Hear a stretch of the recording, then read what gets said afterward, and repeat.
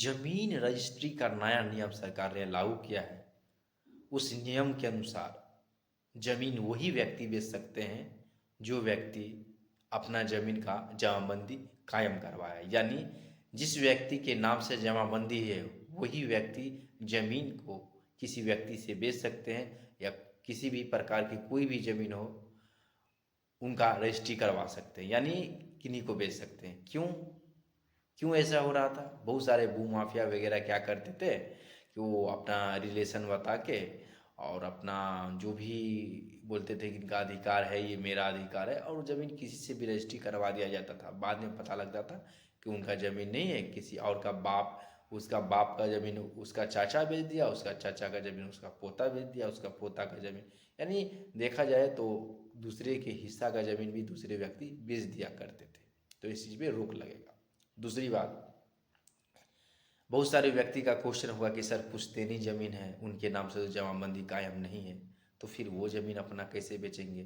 तो उनको सबसे पहले जो व्यक्ति के पास पुश्तैनी पुश्तैनी ज़मीन है, यानी बाप दादा का ज़मीन है, तो उनको सबसे पहले अपना ज़मीन का जो भी है बंटवारा करना होगा। शिड्यूल मतलब बंटवारा करना होगा वो सरकार के नियम के अनुसार, यानी सरकारी नियम के अनुसार बंटवारा करना होगा। बंटवारा के बाद ही वो ज़मीन बेच सकते हैं।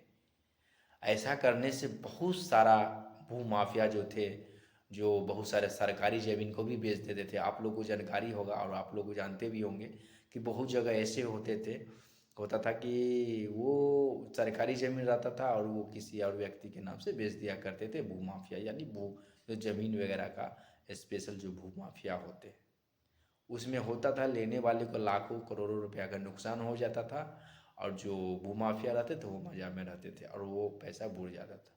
उनको पता जब तक लगता तब तक पूरे खेल ख़त्म हो गया रहता है।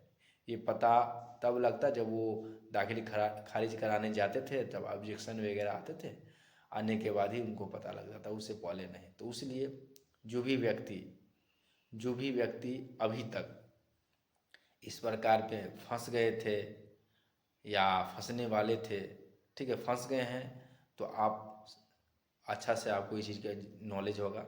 और जो व्यक्ति ज़मीन वगैरह खरीदने वाले हैं तो वो इन्हीं चीज़ का ख्याल रखें, क्योंकि ये सरकार का नया नियम है। ये 2019 में ही ये कानून लाया गया था, लेकिन कोर्ट में जाने के बाद ये फंसा हुआ था, लेकिन ये पूर्ण रूप से अब कोर्ट भी आदेश दे दिया है, ठीक है, और आदेश दे दिया है। और ये भी चीज़ जो है हम भी न्यूज़ में ही पढ़े हैं, ठीक है। न्यूज़ बोले तो बहुत सारा जो है न्यूज़ वगैरह आता रहता है जो नेट पे, तो हम ये नेट पे हमको ये जानकारी मिला, और ये जानकारी सोचे हम आप लोगों से शेयर करें, और जिससे आप लोग अपना ज़मीन को सुरक्षित कर सके और ये नया नियम का पालन के अनुसार ही अपना ज़मीन खरीदेंगे। चलो ठीक है, मिलेंगे अगले वीडियो में, तब तक के लिए धन्यवाद।